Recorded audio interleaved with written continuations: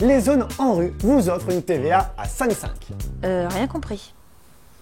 Une zone en rue est un quartier sélectionné par l'Agence nationale pour la rénovation urbaine.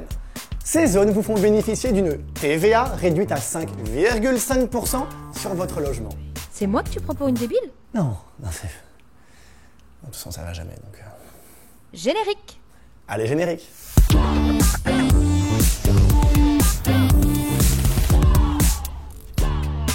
Qu'est-ce qu'une zone en rue? L'ANRU est une agence qui accompagne la transformation des zones urbaines sensibles pour en faire des quartiers tout beaux, tout neufs.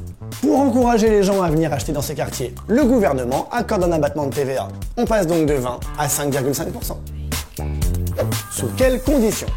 Évidemment, tout se mérite. Voici les conditions à remplir pour bénéficier de cette TVA réduite. Alors premièrement, vous devez acheter un logement neuf au sein d'un programme éligible, donc dans une zone en particulier. Ensuite, ce logement doit être à usage de résidence principale. Et enfin, vous devez avoir des revenus qui ne dépassent pas un plafond maximum. Genre, pas plus de 3 mètres de hauteur, par exemple? Oh, ça va, moi aussi j'ai le droit. Je suis pas en colère, chérie. Je suis triste. Premier exemple, un couple habitant en Île-de-France hors Paris ne doit pas gagner plus de 50 366 € par an. Ouais, 50 367 et c'est foutu.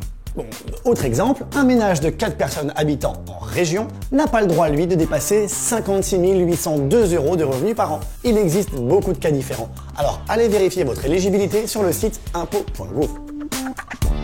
Quels engagements? Voici quand même quelques éléments à bien retenir. Si vous mettez votre bien en location ou que vous le revendez avant les 10 ans de la date d'achat, vous devrez rembourser une partie de la réduction dont vous avez profité. 10% par année non complétée pour être exact. Par exemple, si vous vendez votre bien au bout de 6 ans, vous devrez rembourser 40% de la réduction. 4 ans, 40%, pas compliqué. Si je revends au bout de 8 ans, je dois donc rembourser 20% de la réduction. Si tu le dis. Exact.